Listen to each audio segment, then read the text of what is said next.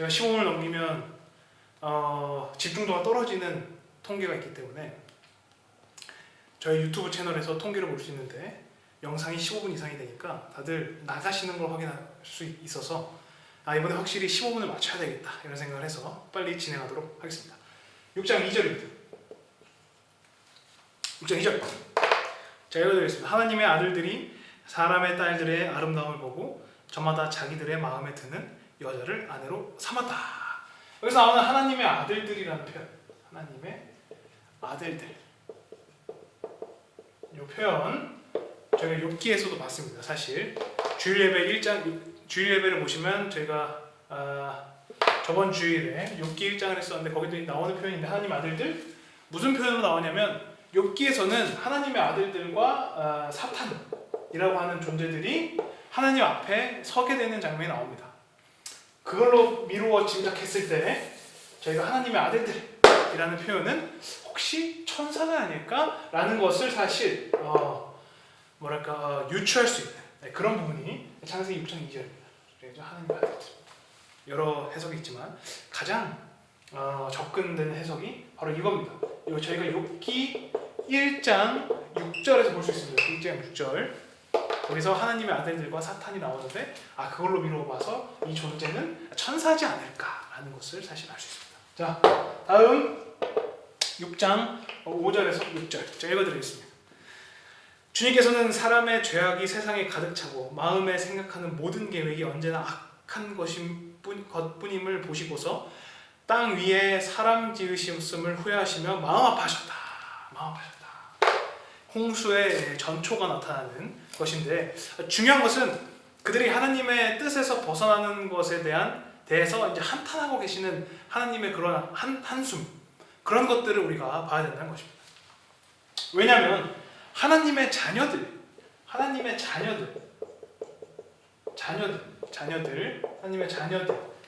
아담으로부터 해서 이어진 하나님의 자녀들에게는 그에 맞는 요구되어지는 삶이 있습니다. 그 삶에서 벗어나니까 하나님께서 한탄하시는 장면이 6장 5절에서 6절이고 이게 곧 이제 홍수의 근간이 되는 그런 표현임을 우리가 알 수 있습니다. 자, 잘 지워지네. 여기 잘 지워지네.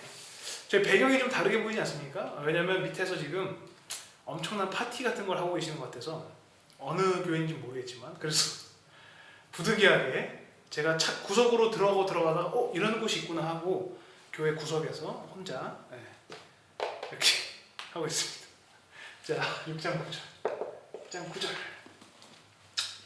읽어드리겠습니다. 6장 9절 노아의 역사는 이러하다. 노아는 그 당대에 의롭고 흠이 없는 사람이었다. 노아는 하나님과 동행하는 사람이었다. 어디서 많이 들어보신 거예요? 여기서 에녹에게서 들어봤던 표현을 노아도 하나님과 동행하는 자였다. 글씨 잘 보이지 않습니까? 제가 확인할 방법이 없어서 혹시 잘 안 보이면 다음 시간부터는 이 펜 안 쓰겠습니다. 네. 노아 또한 에녹과 같이 하나님과 동행하는 자였다. 저희가 저번 시간에 봤던 것처럼 그런 표현을 쓰고 있다. 자, 6장 22절 저희가 지금 노아의 홍수로 다가가고 있습니다. 창세기 6장부터 하고 있으니까 창세기 6장부터 하고 있으니까 다가오고 있다. 22절 노아는 하나님이 명하신 대로 다 하였다. 꼭 그대로 하였다. 여러분 그 노아에게 말씀하신 것이 방주를 짓는 것이고 그 방주를 짓는 대로 노아가 다 하였다. 어떻게 보면 방주는 곧 구원을 의미하기도 합니다. 구원이라는 것은 영혼의 구원만 있는 것이 아니고 물론 영혼의 구원도 있지만 성경이 말하는 구원이라는 것은 사람의 건지심을 의미하기 때문에 기본적으로는 그래서 하나님께서 인류에게 구원을 주신다. 이때 하나님께서 명하신 바를 쫓아가는 이들을 중심으로 하신다라는 것을 우리가 22절 왜냐하면 그들이 다 하였다. 하나님께서 명하신 걸 다 하였으니까 이거를 우리의 삶의 구원에 적용시켜 보면 하나님께서 하나님의 사람들을 건지시고 구원하실 때 그들에게 바라시는 것들은 하나님께서 명하신 것들을 쫓아가는 것, 다 하는 것임을 우리가 알 수 있습니다. 네, 제가 리모컨이 없어서 손으로 하겠습니다. 있으니까 깜빡했습니다. 깜빡해서 손으로 넘기겠습니다. 자, 7장.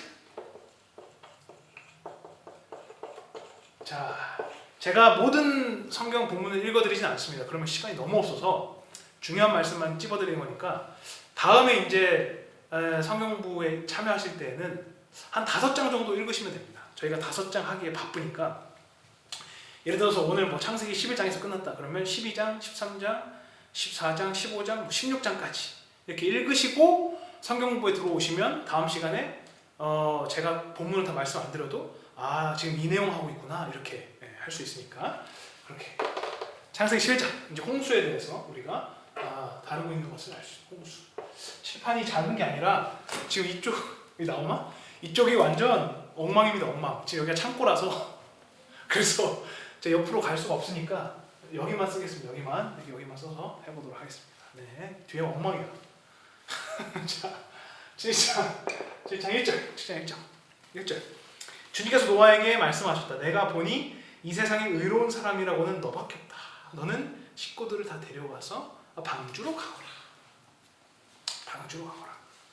의롭다. 의로운 사람. 의로운. 히브리서를 같이 보겠습니다. 히브리서. 저희가 같이 볼 본문이 하나 있으니까 히브리서 11장 7절을 보겠습니다.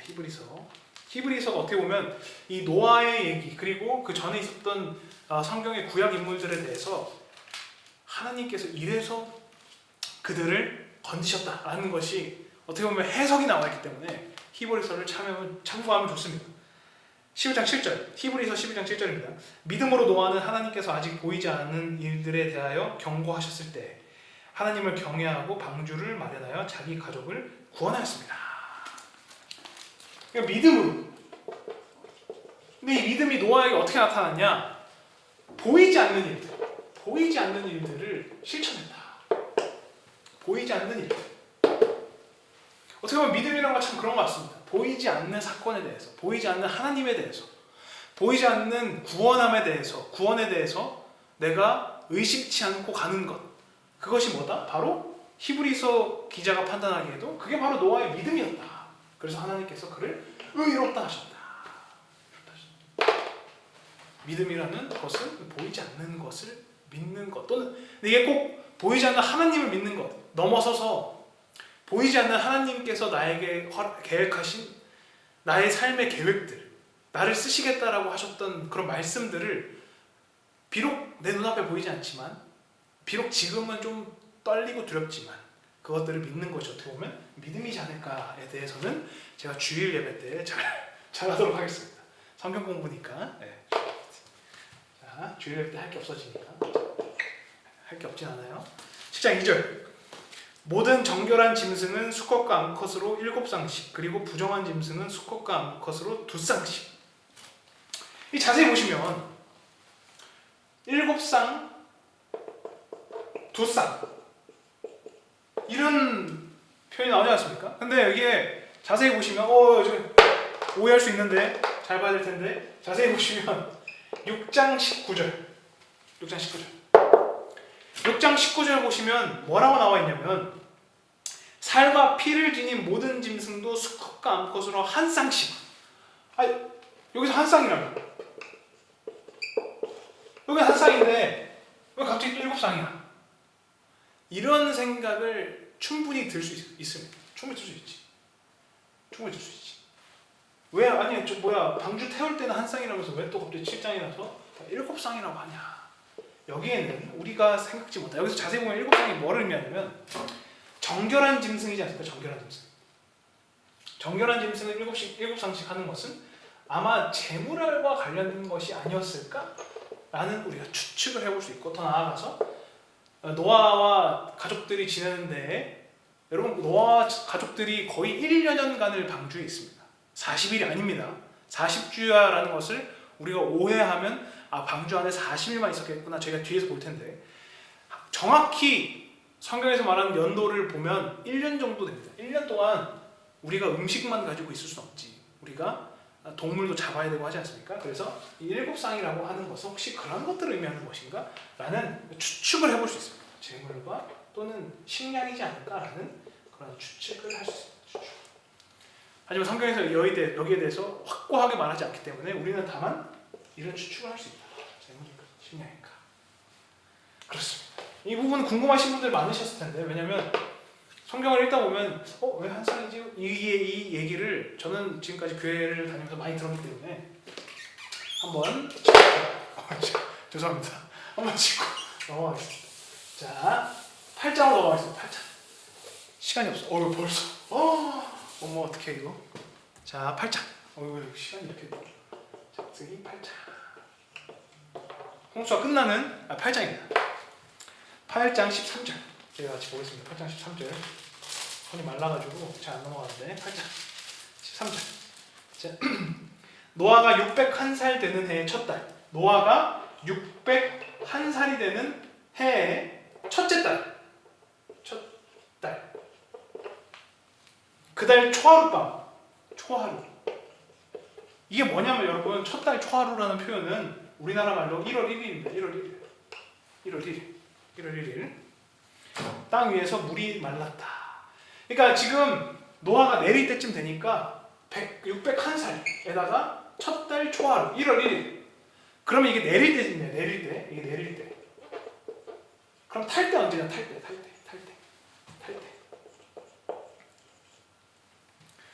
7장 11절에 나와 있는데 7장 11절을 제가 읽어드리겠습니다. 7장 11절. 노아가 600살 되는 해. 600살 되는 해. 네? 둘째 달.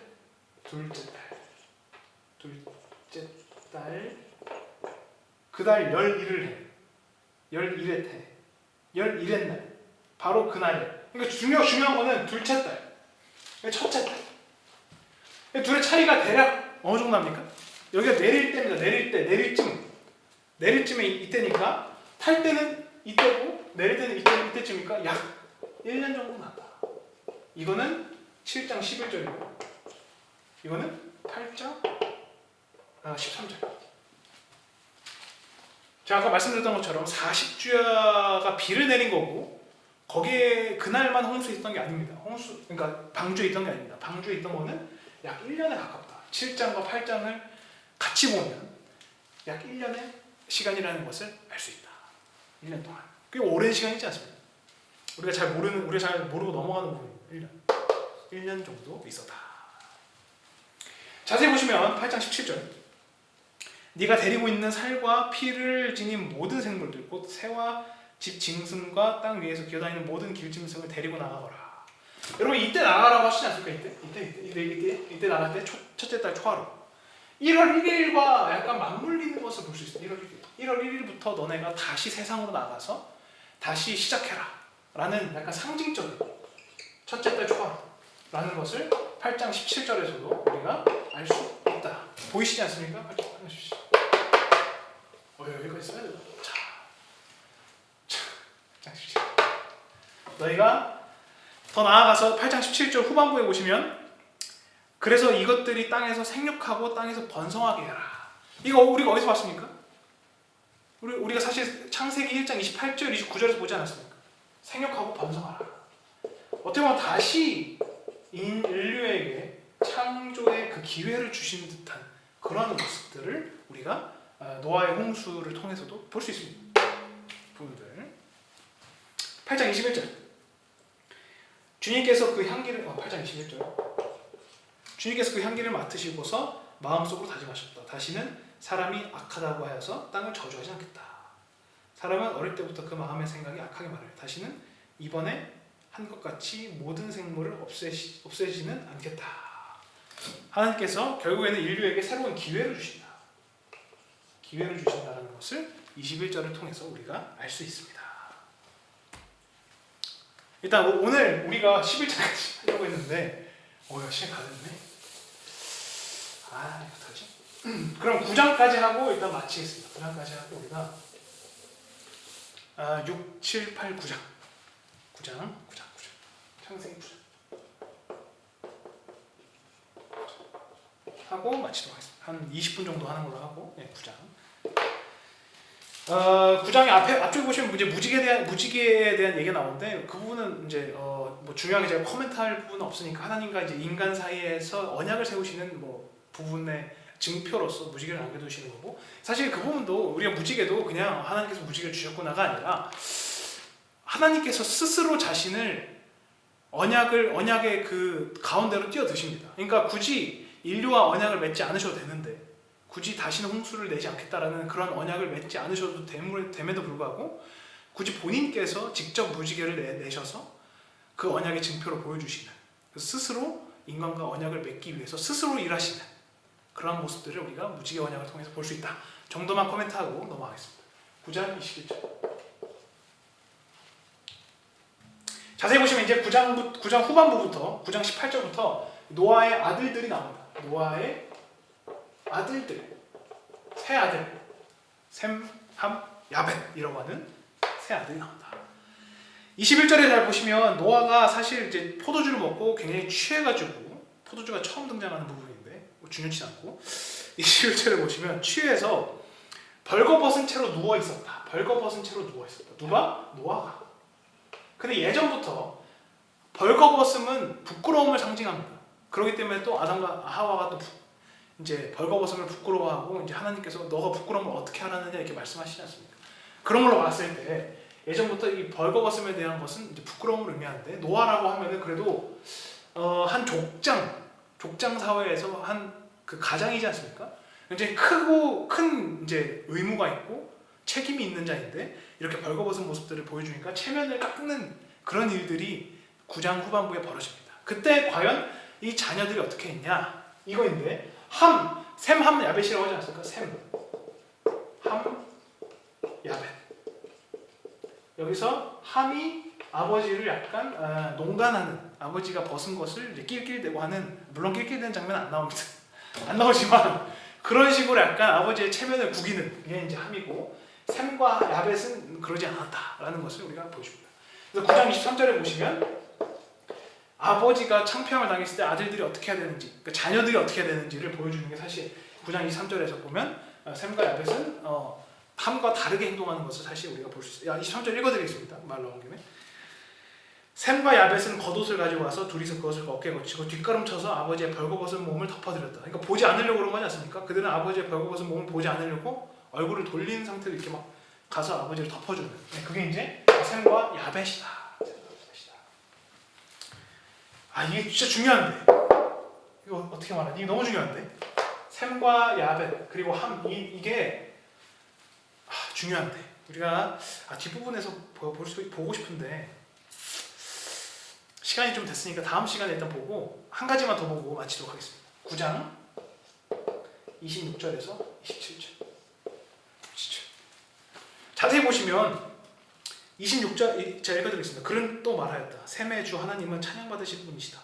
셈은 가나안을 종으로 부릴 것이다. 셈은 가나안을 종으로 부린다. 셈은 가나안이 사실 함이 가나안을 의미합니다. 함은 가나안이야. 가나안 족속들의 선조라고 할 수 있습니다. 셈은 그 가나안을 다스릴 것이다 라고 하는 게 26절에서 나오는 것을 알 수 있고, 27절을 읽어드리겠습니다.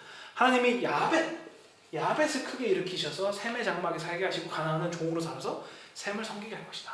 결국에 그러니까 함이 곧 가나안이고, 가나안 족속을 의미합니다. 가나안 족속이고, 가나안 족속은 나중에 종이 될 것이다. 누구의? 이 셈의 종이 될 것이다. 야벳과 셈은 뭐 같이 살든 따로 살든 알아서 살겠지만, 함의 족속들은 가나안이고 곧 셈의 종이 될 것이다. 이게 곧 우리한테 뭘 보여주냐면, 이스라엘 민족들의 가나안으로 입성하는 것을 보여줍니다. 이스라엘 민족들이 나중에 가나안으로 입성하게 되고, 그들 중에서 몇몇은 죽이고 몇몇은 종으로 부려먹지 않습니까? 그 부분이 바로 여기서 성취되는 것을 우리가 알 수 있고, 셈의 후손들이 이스라엘이라는 것을 우리가 나중에 10장에서 보시면 족보가 나오는데 그 족보를 통해서 알 수 있습니다. 이게 중요한 부분인데, 셈, 함, 야벳은 그래서 중요한 겁니다. 셈, 함, 야벳은 제가 다시 한번 말씀드리지만, 이런 어떻게 민족들이 살아가게 될까를 보여주는, 어떻게 보면 이 선조들의 표징과 같은 그런 존재들이기 때문에 셈, 함, 야벳이 중요하다. 그런 것을 우리가 알 수 있다. 근데 중요한 거는 야벳이 과연 나중에는 누구를 의미하냐에 따라서는 물론 이제 나중에 가서 뭐 헬라가 여기서 온다. 그러니까 헬라인이라고 하면은 우리가 알고 있는 그 헬라가 왔는데 그 족속들이 야벳에서 온다라는 것을 뒤에 우리가 10장에서 볼 수 있지만 그것 외에는 우리가 알 수 있는 게 많지 않습니다. 야벳은 약간 수수께끼 같은 그런 인물이라는 것을 우리가 야벳은 수수께끼라는 것을 알 수 있고 셈과 함은 이스라엘의 구원 민족사에서 확실하게 알 수 있는 부분이 셈은 함을 종으로 부린다. 즉 이스라엘이 가나안으로 들어간다라는 것을 보여주는 것이기 때문에 우리가 확실하게 할 수 있다. 근데 어떤 분들은 이걸 가지고 뭐 인종이다, 뭐 황인, 흑인, 백인 이렇게 말씀하시는데 그거는 저는 아니라고 말하지 않겠습니다. 우리는 알 수 없다. 어떻게 알아? 성경이 말 안 하는데. 성경이 그 부분을 말하지 않는데 마치 그것은 이 세계다. 아니 그럼 이 세계에 안 들어오는 분들도 있을 건데 이거 어떻게 얘기해? 그거는 당신의 생각이다. 그렇게 알 수 있습니다. 조금 더 하면 좋겠지만 저희가 시간이 없는 관계로 창세기 9장까지 하도록 하고 저희가 다음 시간부터 10장부터 하기로 하겠습니다. 그러면 다음 시간에 뵙겠습니다. 감사합니다.